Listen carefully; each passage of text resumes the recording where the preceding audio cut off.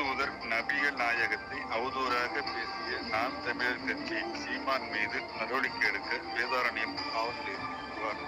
நாகப்பட்டினம் மாவட்டம் வேதாரண்யம் காவல் நிலையத்தில் இஸ்லாமியர்களின் இறை தூதரை பற்றி அவதூறாகவும் இஸ்லாமிய சமுதாயத்தையும் அவர்களின் மத நம்பிக்கையும் இழிவாகவும் பேசிய சீமான் மீது நடவடிக்கை எடுக்க கோரி தேசிய அமைப்பாளர் அப்துல் சலாம் தலைமையில் நாகை மாவட்ட இளைஞர் காங்கிரஸ் முன்னாள் தலைவர் போஸ் மற்றும் அகில இந்திய மாணவர் காங்கிரஸ் சமூக ஊடகப்பிரிவினர் வேதாரண்யம் காவல் நிலையத்தில் புகார் அளித்துள்ளனர்.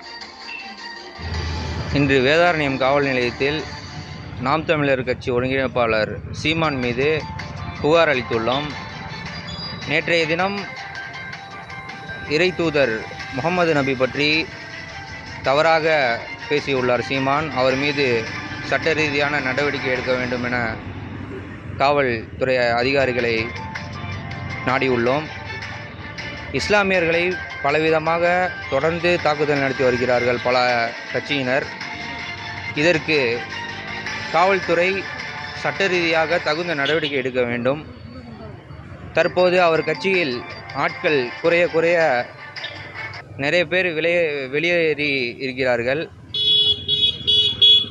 அவர் கட்சியிலிருந்து கிட்டத்தட்ட நேற்று கூட பார்த்திங்கன்னா ஒரு 500 பேர் விலகி சென்றிருக்கிறார்கள். அந்த அதிருப்தியில் ஏதாச்சும் ஒன்று பேசணும்னு ஒரு கிறுக்குத்தனமாக பேசிகிட்டு இருக்காரு. இதை நாங்கள் வன்மையாக கண்டிக்கிறோம். அவர் மீது சட்ட ரீதியாக நடவடிக்கை எடுக்க வேண்டும் என நாடியுள்ளோம். நன்றி, வணக்கம்.